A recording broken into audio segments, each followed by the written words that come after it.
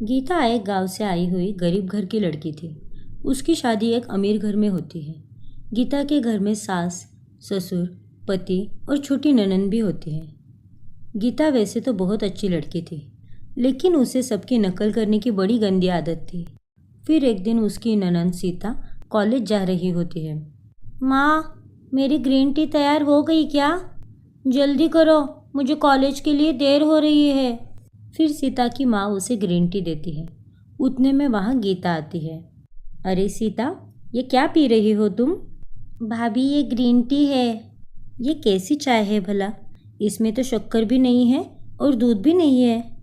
अरे भाभी, इसमें शक्कर और दूध नहीं डलता। ये चाय ऐसी ही बनती है।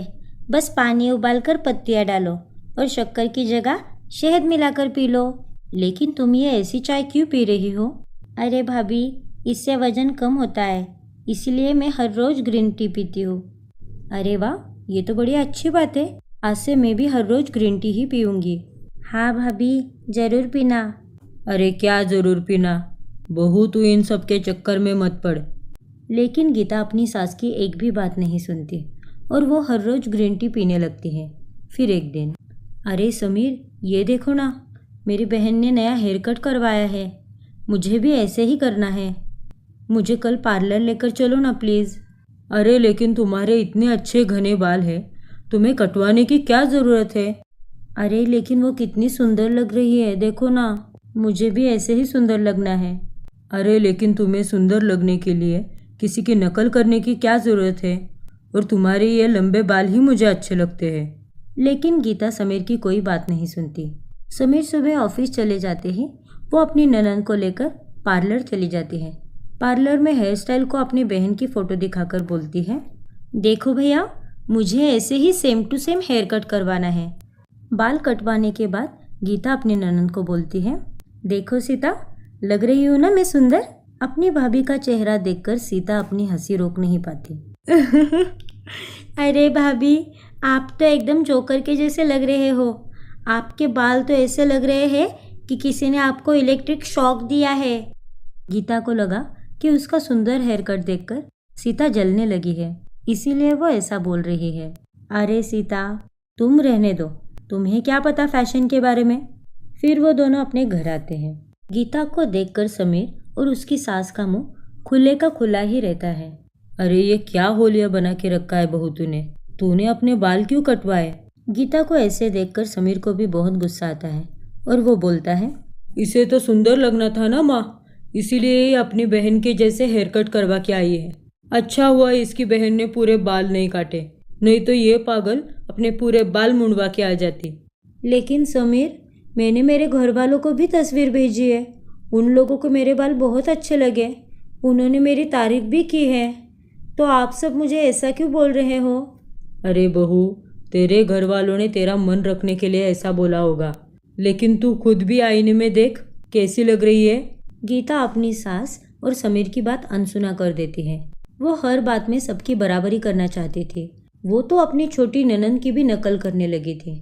वो जैसे जैसे कपड़े पहनती, गीता भी वैसे ही कपड़े पहनने लगी थी। फिर एक दिन, अरे बहू, ऐसे रोज रोज जीन्स और टॉप पहनना घर की बहू को शोभा थोड़ी देता है। तू इस खानदान की अब बहू है, थोड़े ढंग के कपड़े पहना कर। लेकिन माँ जी, सीता भी तो ऐसे ही कपड़े पहनती है, तब आप उसे क्यों नहीं बोलते? मुझे कुछ नहीं पता, मैं तो ऐसे ही कपड़े पहनूंगी। फिर एक दिन, अरे समीर, ये देखो ना, मेरी सहेली और ये उसका पति, इसमें दोनों ने कितने अच्छे कपड़े पहने हैं ना। हम कल ही जाकर ऐसे कपड़े लेके आते हैं। देखो, तुम्हें जो करना है वो करो, लेकिन मुझे बख्श दो। मुझे किसी की कॉपी करने में कोई इंटरेस्ट नहीं है। मैं जैसा हूँ वैसे ही अच्छा हूँ। लेकिन फिर भी गीता उसकी बात नहीं सुनती और दूसरे दिन मॉल में जाकर वो कपड़े लेके आती है।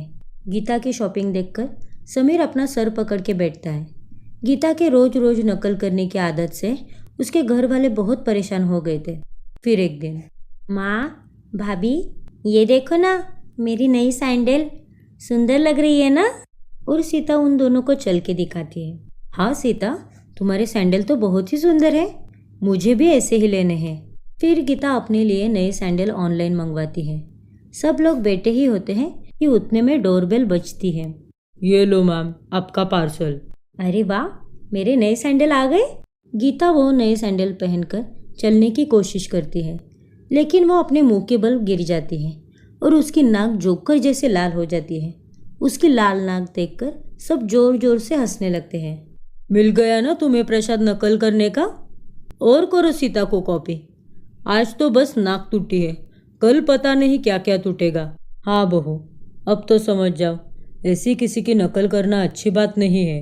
हाँ भाभी, मुझे तो ऐसी सैंडल पहनने की आदत है, लेकिन आपको अपनी सैंडल अपने कंफर्ट जोन के हिसाब से ही पहननी चाहिए।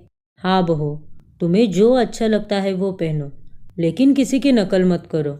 अपनी जोकर जैसी नाक लेकर गीता को अच्छी खासी समझ आ गई थी।